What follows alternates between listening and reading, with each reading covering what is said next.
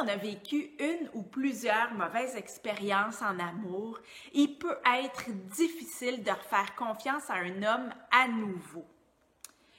Comment peut-on se laisser aller à aimer de nouveau alors que la douleur d'être trahi, rejeté ou abandonné est encore imprégnée en soi? Ça me fait penser à Laurie, l'une de mes clientes, qui a fondu en larmes lors de son dernier coaching avec moi tellement elle était terrorisée de revivre la douleur d'être quittée du jour au lendemain.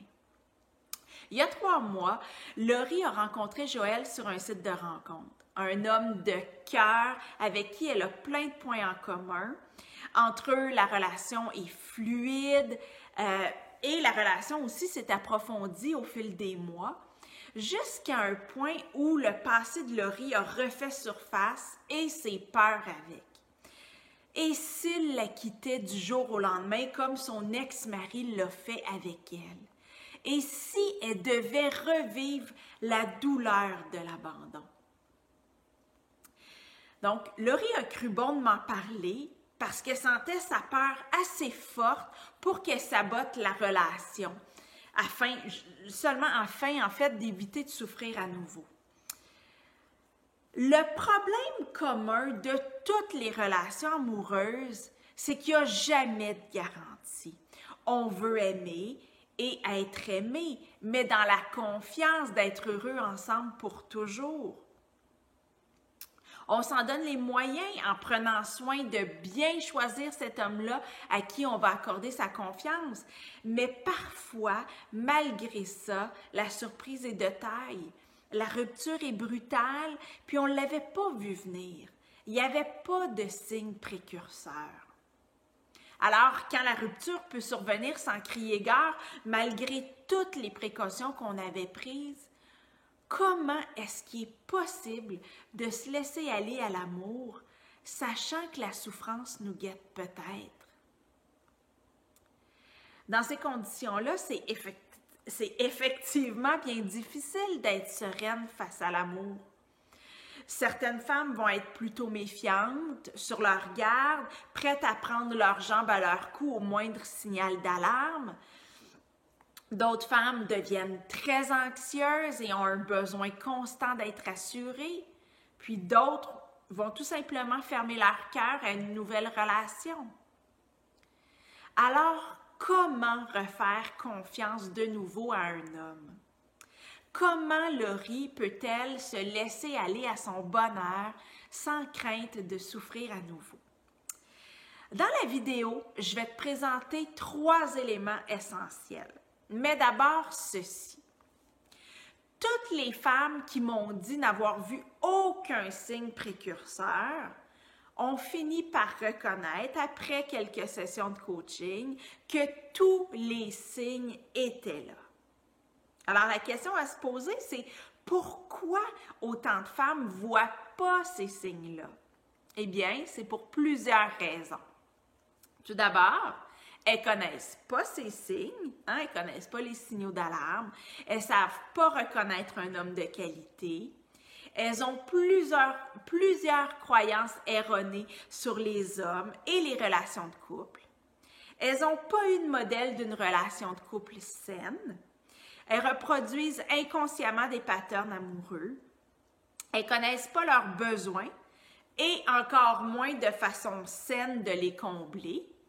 Donc, ainsi, elles vont se reposer sur leur partenaire pour les combler. Elles ne sont pas à l'écoute de leur ressenti et de leur intuition. Elles ont besoin d'un homme pour être heureuses. Et elles se lancent tête première dans une nouvelle relation et elles brûlent les étapes sans savoir à qui elles ont véritablement affaire. Le premier élément pour refaire confiance, ça consiste à régler son passé. Régler son passé, c'est pas seulement faire la paix avec son passé, mais c'est également comprendre ce qui a mené à l'échec de ses relations, comprendre ses erreurs, comprendre son mode de fonctionnement, comprendre les schémas qu'on répète d'une relation à l'autre, connaître ses vulnérabilités et ses points sensibles, Et ensuite, bien sûr, développer de nouvelles attitudes et de nouveaux comportements. Le second élément consiste à prendre son temps en début de relation. Évite d'aller trop vite et de sauter les étapes. Tu as tout à perdre à t'attacher trop vite à un homme dont tu connais seulement la façade. Connaître quelqu'un, ça demande du temps et tu dois te donner le temps de découvrir qui est véritablement l'homme derrière la belle façade et surtout éviter de te laisser charmer par des mots. Les mots ne sont que du vent lorsqu'ils ne sont pas appuyés par des actions concrètes.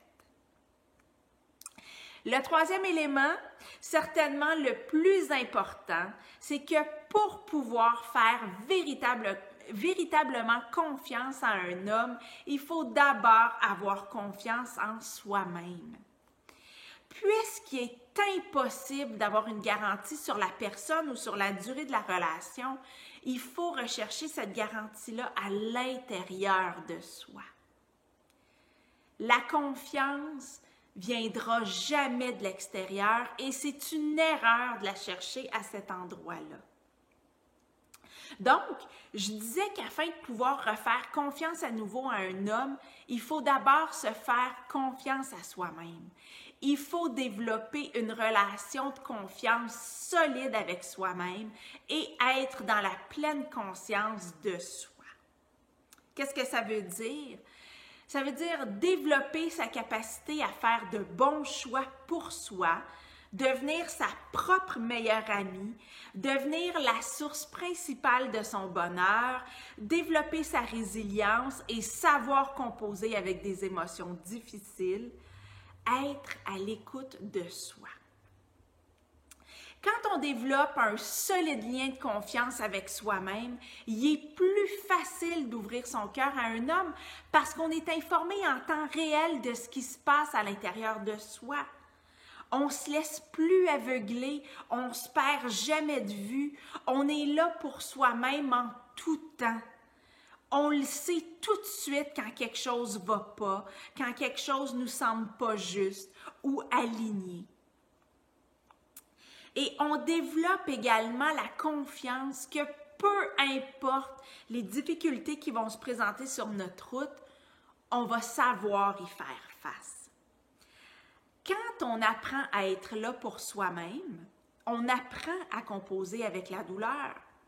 On sait que ça peut être un moment très inconfortable à vivre, mais on sait qu'on va passer au travers et que la douleur ne va pas nous anéantir. C'est comme ça qu'on arrive à faire confiance de nouveau à un homme.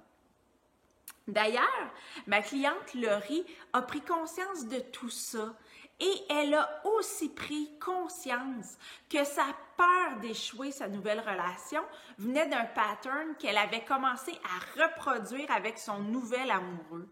Donc, en prenant conscience, elle a pu rectifier immédiatement son comportement et retrouver confiance en elle et en sa relation. En terminant, j'aimerais savoir de quoi toi tu as besoin pour faire confiance à un homme. Tu peux écrire ta réponse dans les commentaires.